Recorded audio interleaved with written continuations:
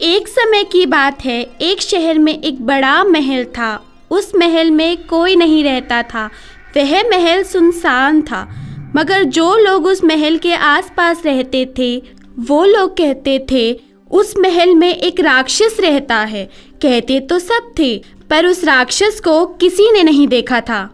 मोहन, क्या तुमने उस राक्षस को देखा है? मुझे लगता है ये लोगों की मनगढ़ंत बातें हैं। हम लोगों में से किसी ने भी उस राक्षस को नहीं देखा है। नहीं नहीं, मैंने भी नहीं देखा। मैंने भी नहीं देखा। ये सारी बातें भूल जाओ, क्योंकि ये अफवाह भी हो सकती है। लेकिन इस बड़े से बागीचे की देखभाल कौन करता है? वो महल एक बड़े से बागीचे के बीच में था। उस बागीचे में तरह तरह के पेड़ पौधे, तितलियां तथा सुंदर सुंदर पक्षी थे। उस बागीचे में शाम को बच्चे खेलने आते थे और उस सुंदर बागीचे में बच्चे खूब मस्ती करते थे।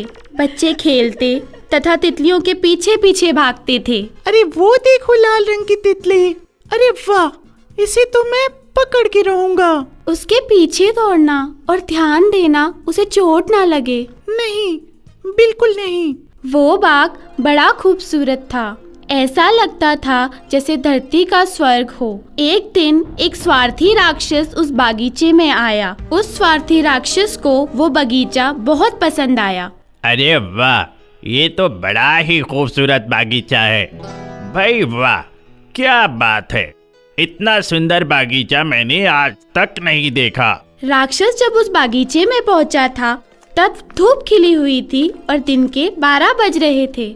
उस राक्षस को उस बागीचे का माहौल बड़ा सुंदर लगा। लेकिन जैसे शाम हुई, बच्चे वहाँ खेलने आ गए और बच्चों के शोर ने उस राक्षस को बेचैन कर दिया। वो राक्षस आराम पसंद था तथा अकेले रहना चाहता था। उन बच्चों को खेलता हुआ देखकर वो राक्षस बागीचे में आ गया।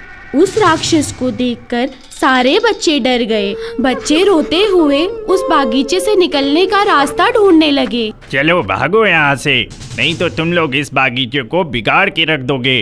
तुम सब चले जाओ और दोबारा यहाँ कभी मत आना। डर करके रोते रोते अपने अपने घर चले गए। इसके बाद राक्षस उस बड़े से महल के अंदर चला गया। अंदर जाके वो सो गया। उसके जाने के बाद बच्चों को लगा वो राक्षस चला गया। वो बच्चे दोबारा उस बाग में चले आए और खेलने लगे।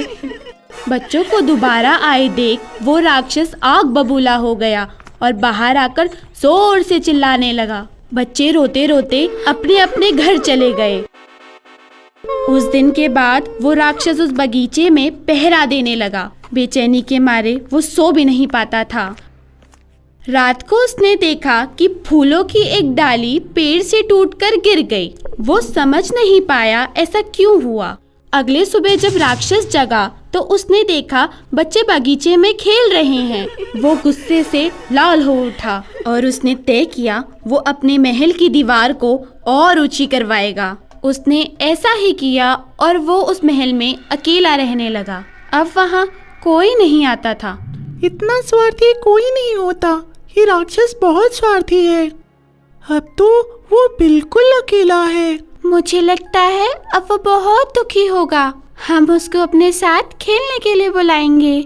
मगर हम पूछेंगे तब ना, जब हम अंदर जा पाएंगे। राक्षस अब देर तक सोता रहता था और जब कभी भी उसकी नींद खुलती तो वह खिड़की के पास बैठ जाता था और पेड़ से गिरती हुई डालियों को देखता रहता था और मन ही मन सोचता रहता, ये सब सिर्फ पतझड़ के कारण हो रहा है।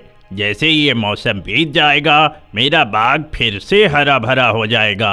वो हर रोज पेड़ से गिरती हुई डालियों को देखता और मन ही मन सोचता, अभी मेरा बाग सूख रहा है, मगर जैसे ही वसंत ऋतु आएगी, मेरा बाग फिर से हरा भरा हो जाएगा और मेरे महल का बागीचा फिर से खूबसूरत हो जाएगा। समय बीता, बसंत ऋतु आई और चली गई, परंतु उसका बागीचा नहीं खिला। उस बागीचे के सारे पेड़ सूखने लगे थे।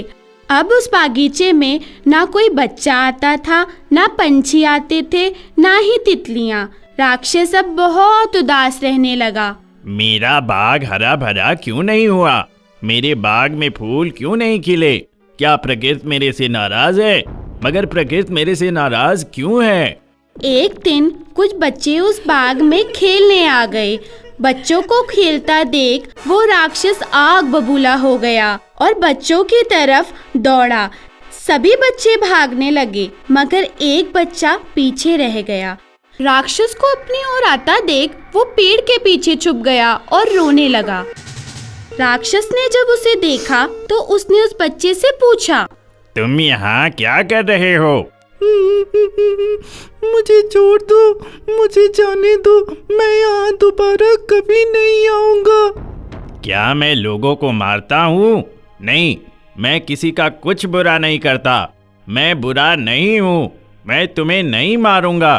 तुम मत रो। मैं घर जाना चाहता हूँ, मुझे अपने घर चले जाने दो प्लीज। मेरे आने से पहले तुम यहाँ क्या कर रहे थे? मैं इस पेड़ पर चढ़ना चाहता था मगर चढ़ नहीं पाया। मुझे पेड़ पर चढ़ना अच्छा लगता है। अच्छा, आओ मैं तुम्हारी मदद करता हूँ। राक्षस ने उस बच्चे को गोद में उठाया और पेड़ के ऊपर रख दिया। अब तो तुम खुश हो ना?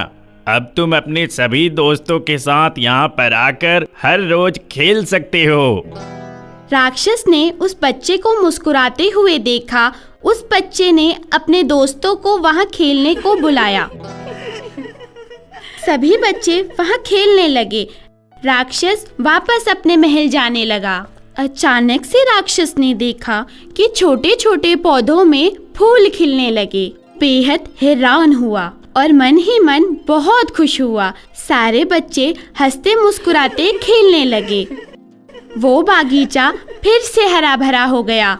अब राक्षस ये बात समझ चुका था कि इन बच्चों की वजह से ही ये बाग हरा भरा है। बच्चे अब रोज वहाँ खेलने आते और खूब खेलते थे।